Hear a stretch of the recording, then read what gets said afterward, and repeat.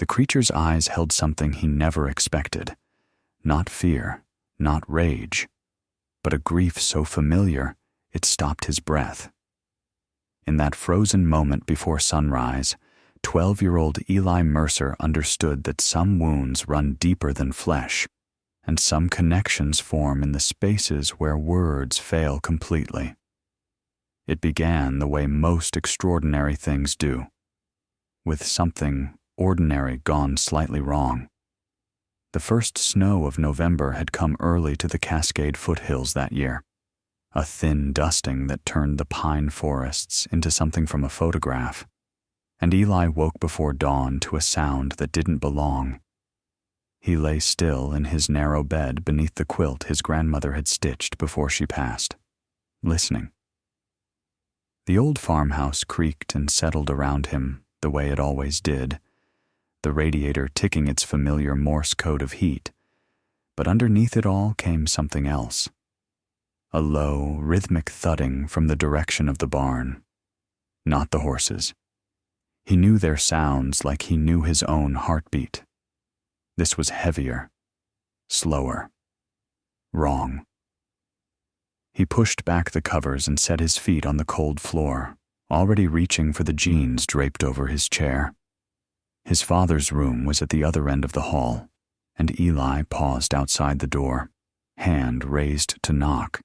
But then he heard the deep rumble of sleep breathing within, and something made him lower his hand. His father had been working double shifts at the lumber mill since the divorce, coming home gray-faced and silent, and Eli had learned to handle things on his own when he could. He was 12 now, almost a man, his grandfather would have said. He grabbed his coat from the hook by the kitchen door and stepped out into the blue, dark morning, his breath pluming white in the still air. The snow crunched beneath his boots, virgin and perfect, except for his own tracks, and he noticed as he approached the barn that the main door stood slightly ajar. That was wrong, too. He always latched it properly. His father had taught him that much at least. The horses needed protecting from coyotes, from cold, from whatever else moved through these woods at night. Eli slowed his approach, suddenly aware of his own heartbeat loud in his ears. The thudding sound had stopped. The silence felt worse. He reached the door and pressed his palm flat against the weathered wood, feeling its familiar grain, and pushed it open another foot. The smell hit him first. Copper and musk and something wild, something that made the hairs rise on his arms beneath his coat. The horses were pressed against the far wall of their stalls, eyes rolling white, and in the center of the barn floor, illuminated by the thin gray light filtering through the gaps in the boards, lay something impossible. His first thought was that it was a bear. His second thought was that no bear had ever looked like this. The creature was massive, easily 8 feet if it were standing, covered in dark matted fur that might have been brown or black, hard to tell in the dimness and harder still because so much of it was wet with blood. It lay on its side, one enormous arm curled against its chest, and as Eli stood frozen in the doorway, it turned its head and looked at him. The eyes were what did it. Not animal eyes, not really. They held something else, something that recognized him, that measured him, that asked a question he couldn't quite hear.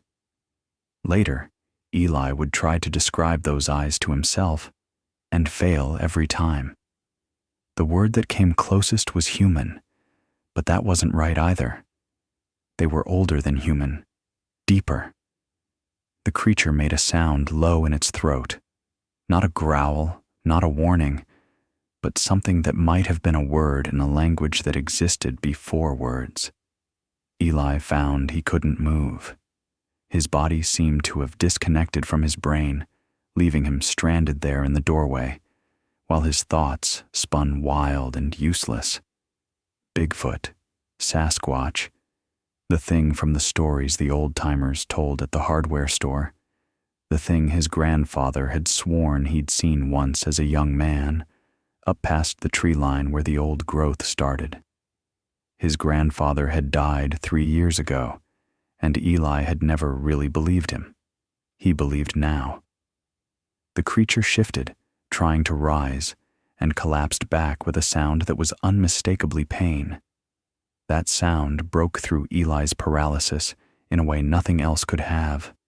Pain was something he understood. Pain was something he could help with, maybe. He'd seen his father set a horse's broken leg once, had helped birth a calf when the vet couldn't make it in time. This was different.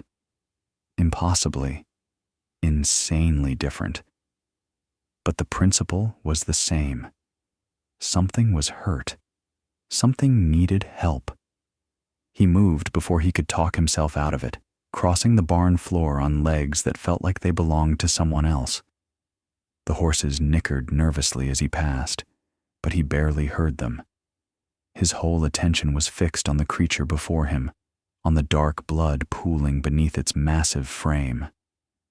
Up close, he could see where the wound was, a long gash across its side, ragged-edged and deep, the kind of wound that came from something sharp and moving fast.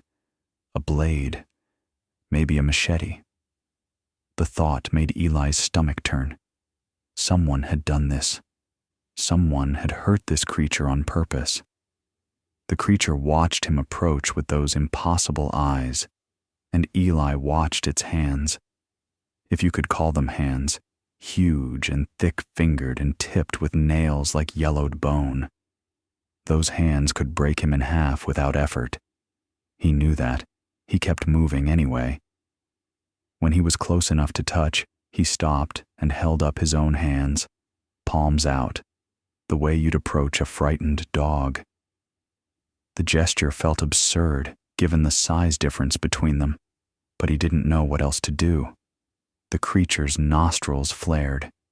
It made that low sound again, almost a word, and then its eyes moved past Eli to the door behind him. Not aggressive, watchful, making sure they were alone. Eli understood that impulse too. Trust was earned, not given, especially when you were hurt, especially when you were afraid.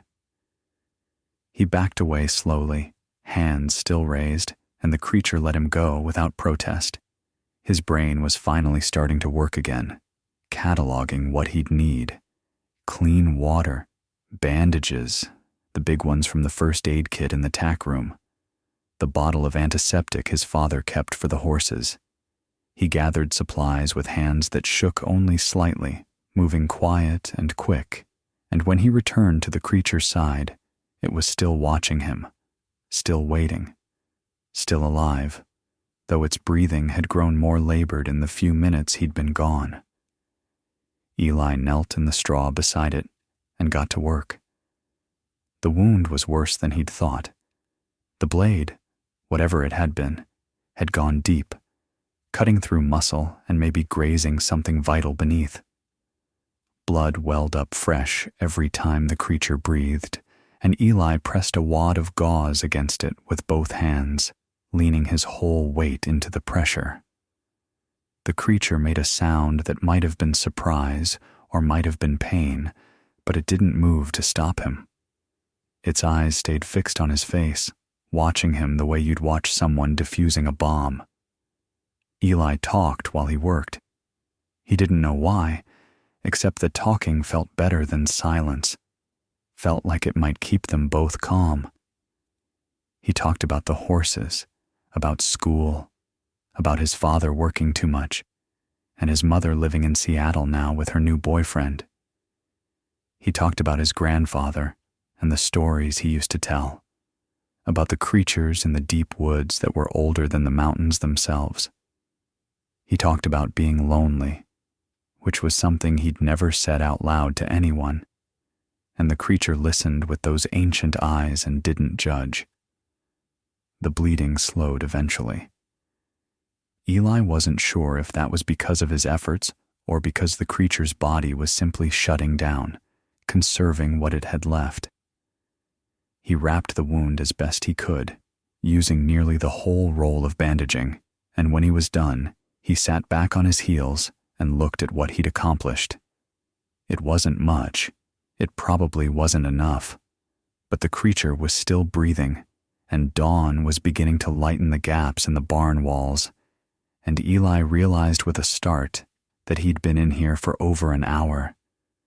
His father would be waking soon. The thought hit him like cold water. His father couldn't know about this. Nobody could know about this. The people who'd hurt this creature were still out there somewhere, and if word got out that a Sasquatch was hiding in the Mercer barn, they'd come back to finish what they started.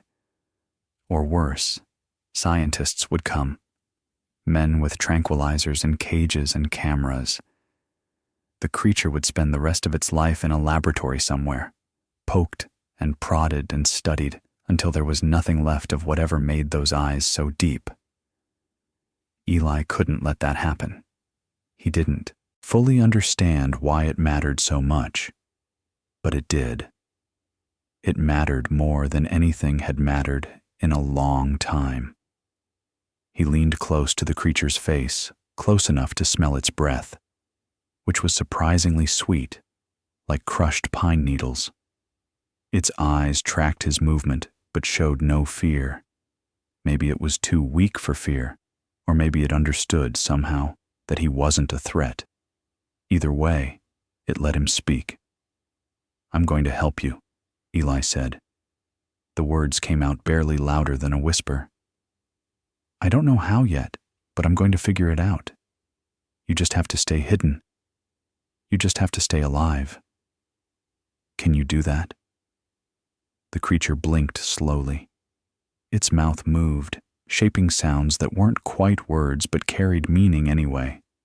Agreement, maybe, or gratitude, or just acknowledgement that it had heard him and would try. Eli nodded once, sharply, the way his grandfather used to when a deal was struck, and then he stood and backed toward the door. He'd have to come up with an excuse for why the horses were so agitated. He'd have to smuggle food and water out here without his father noticing. He'd have to figure out what to do when the creature was either healed enough to leave or too far gone to save. But all of that could wait. Right now, the sky was turning pink above the mountains, and his father would be stirring any minute, and Eli Mercer had a secret worth keeping for the first time in his life. He closed the barn door carefully behind him and walked back to the house through the brightening morning. The snow was melting already, turning the world to mud and mist, and somewhere in the distance, a raven called out harsh and lonely. Eli didn't look back. He knew what was waiting in the barn. He knew what he'd promised. The only question now was whether he could keep that promise when the whole world seemed designed to make keeping promises impossible. His father was in the kitchen when he came through the door, standing at the counter with a cup of coffee and a face that looked like it hadn't slept in years. He looked up when Eli entered, and something flickered in his eyes. Suspicion, maybe, or just curiosity. "You're up early," his father said. "Couldn't sleep," Eli answered, which was true enough. "Thought I heard something in the barn." Horses were spooked. His father's brow furrowed. "Coyotes again?" "Maybe," Eli said. "I didn't see anything. Just checked the latches and came back in." His father studied him for a long moment, and Eli held his gaze without flinching. There was a time when his father could read him like a book, when lies were impossible between them, but that time had passed somewhere in the wreckage of the divorce. Now they were strangers who shared a house, and Eli found he could lie to strangers easier than he'd expected. "All right," his father said finally. "Get some breakfast. Bus comes in an hour." School passed in a blur of classes Eli couldn't concentrate on, and conversations he couldn't follow. His mind was in the barn, replaying those eyes over and over, wondering if the creature was still alive, still breathing, still waiting for him to come back with something more useful than gauze and hope. When the final bell rang, he was out the door before his classmates had even started packing up, running for the bus with his backpack bouncing against his spine. The ride home took forever. Every red light, every stop to let other kids off, every minute stretched into hours while Eli pressed his forehead against the cold window and watched the forest roll by. The trees here were old, some of them older than the country itself, and he'd grown up taking them for granted. Now they looked different. Now they looked like they were hiding something. The bus dropped him at the end of his driveway, and he was running before his feet hit the gravel. He burst through the kitchen door, dropped his bag on the floor, and was out the back before the screen had finished slamming. His father's truck was gone, still at work, wouldn't be home for hours. And for once, Eli was grateful for the long shifts and the empty house.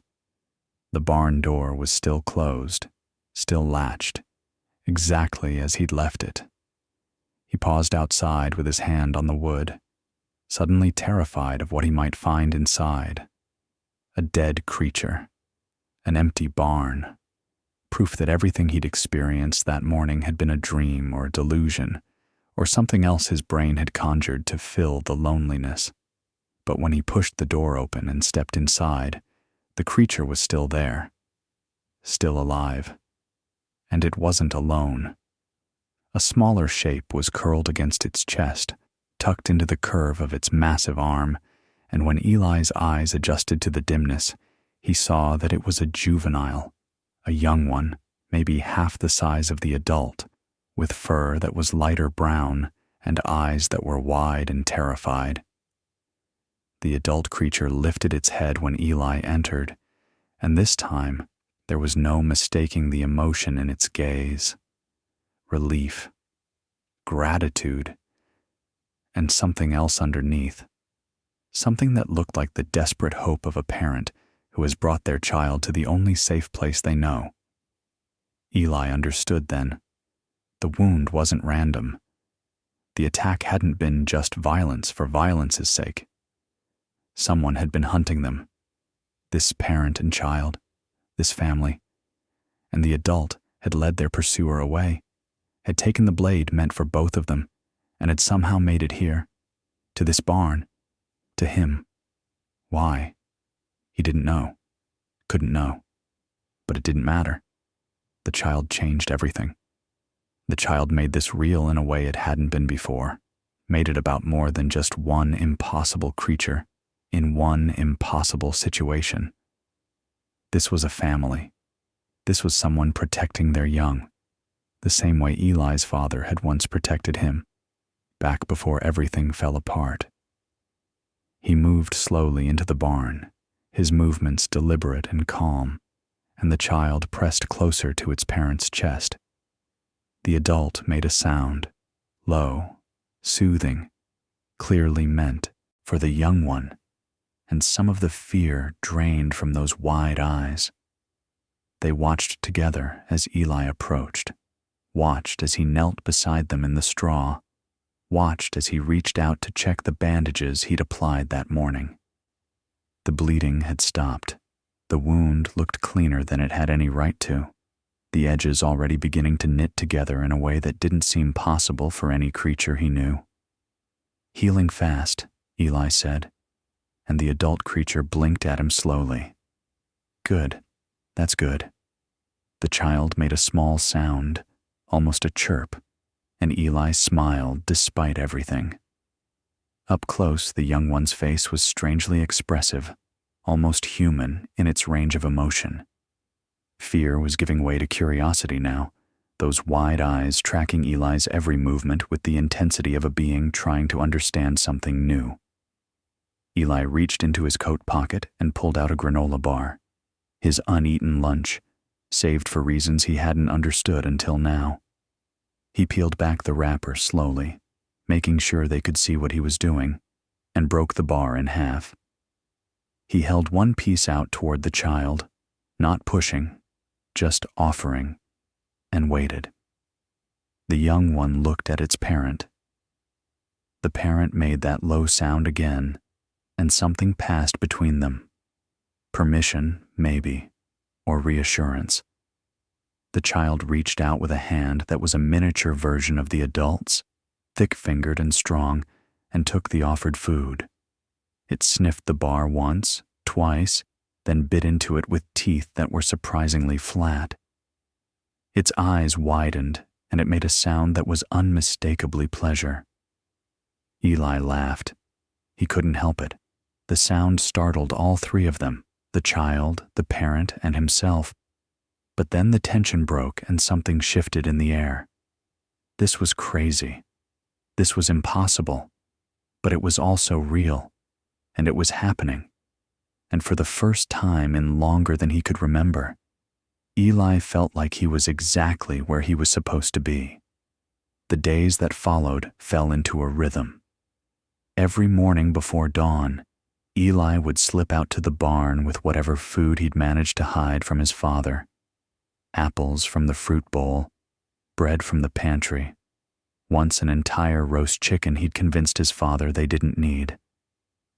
The creatures ate everything. They weren't picky. And slowly, day by day, the adult grew stronger while the child grew bolder. By the end of the first week, the young one would come to meet Eli at the barn door, chirping that greeting sound it made, reaching for his hand with those big, careful fingers. Eli named it.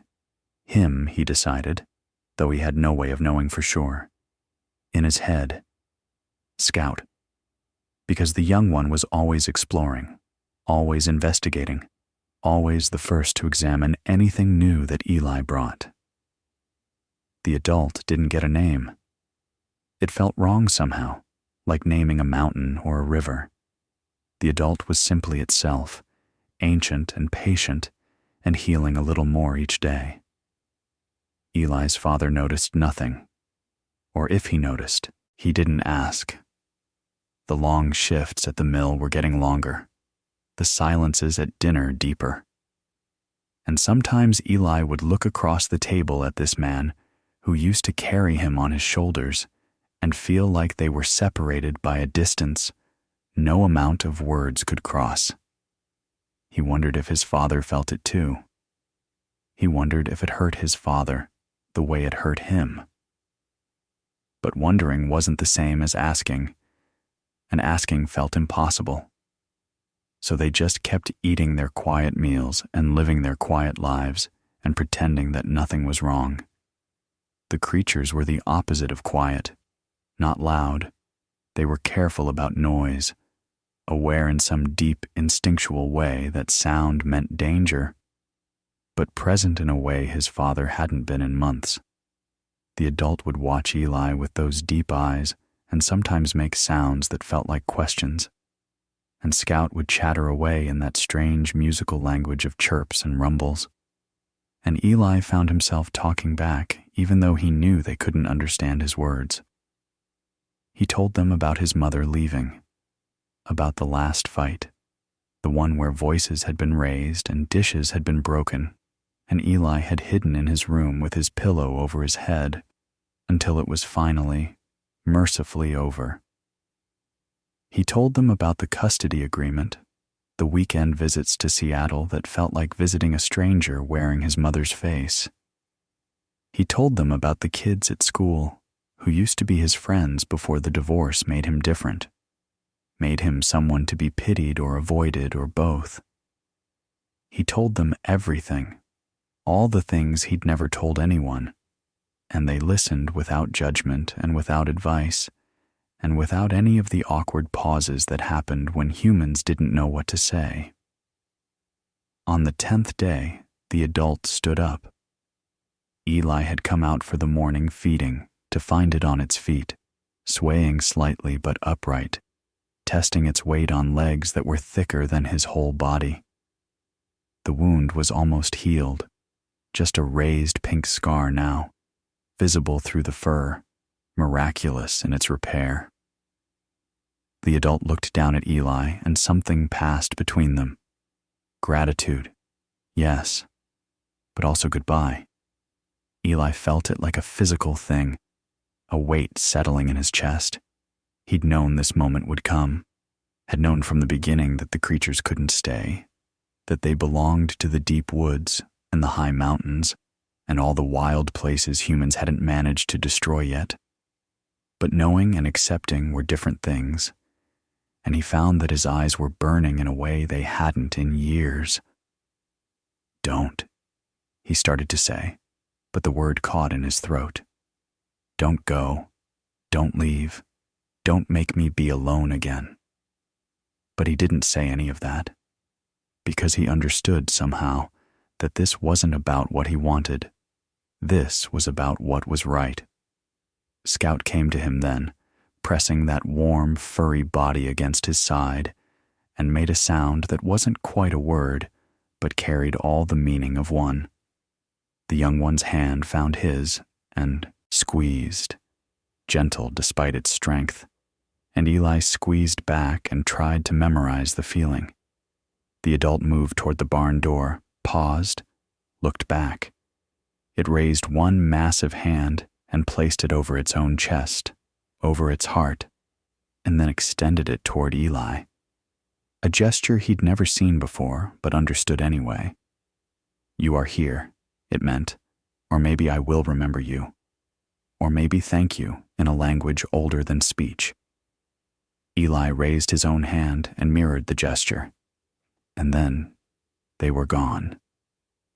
Out the barn door and across the field and into the tree line at the edge of the property, moving with a speed and silence that shouldn't have been possible for being so large. Eli watched until the last glimpse of dark fur disappeared between the pines, and then he stood there alone in the empty barn and let the tears come. They left something behind. He found it that afternoon, after school, when he came out to the barn more from habit than hope.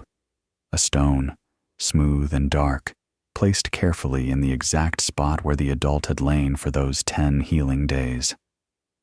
When Eli picked it up, it was warm in his hand, warmer than it should have been, and there were marks on its surface that might have been natural and might have been carved. Symbols, shapes, something that looked almost like a child, and something that looked almost like a mountain, and something in between that might have been gratitude made solid.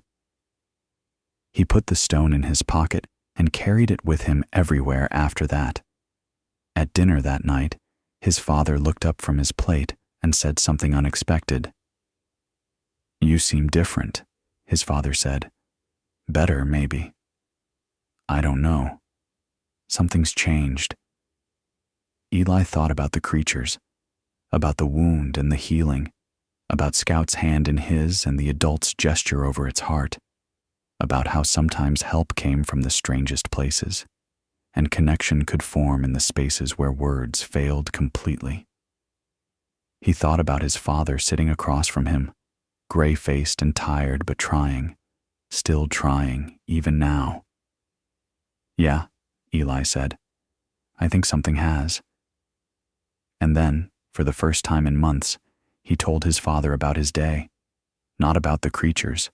That secret was his alone, would always be his alone, but about the other things, the real things, the feelings he'd kept locked away because talking was too hard and silence was too easy. His father listened, really listened, and when Eli finished, his father set down his fork and said, I'm sorry. I'm sorry I haven't been here. I'm sorry I let everything fall apart. I thought I was protecting you by not talking about it. But maybe I was just protecting myself. Eli felt something break open in his chest, something that had been sealed shut for so long he'd forgotten it was there. Maybe, he said, but you're here now. We're both here now. That has to count for something. His father nodded slowly, and there were tears in his eyes that he didn't try to hide. It counts for everything. his father said. And Eli believed him. Spring came early that year. The snow melted and the creeks ran high, and the forest exploded with green in a way that felt like the world was trying to make up for something. Eli grew 3 inches between March and May, shot up like a weed, his father said, and his voice started doing strange things that embarrassed him at first, and then just became part of who he was becoming. He went back to school with something different in his step. Not confidence exactly, but something close to it. Certainty, maybe. The certainty that came from knowing he'd done something that mattered, helped someone who needed it, kept a promise when keeping promises was hard. The kids who'd avoided him started drifting back. The loneliness that had felt so permanent began to fade. His mother called more often. The conversations were still awkward, still full of pauses and things unsaid, but they were talking, which was more than before, and his father was present in a way he hadn't been since before the divorce, coaching Eli's little league team, helping with homework, sitting on the porch in the evenings and just talking about nothing and everything. One night in June, Eli woke to a sound outside his window. Not the thudding from the barn, nothing like that.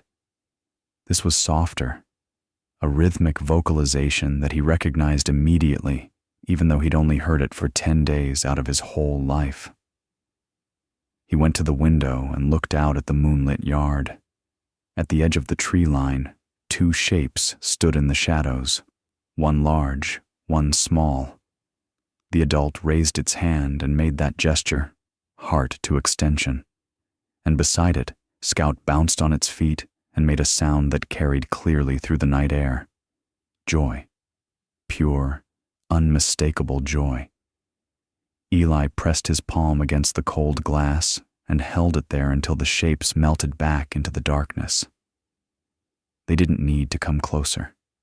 They didn't need to stay. They just needed him to know that they were okay, that they remembered, that some connections, once formed, don't break just because the distance grows. He went back to bed smiling and slept better than he had in years.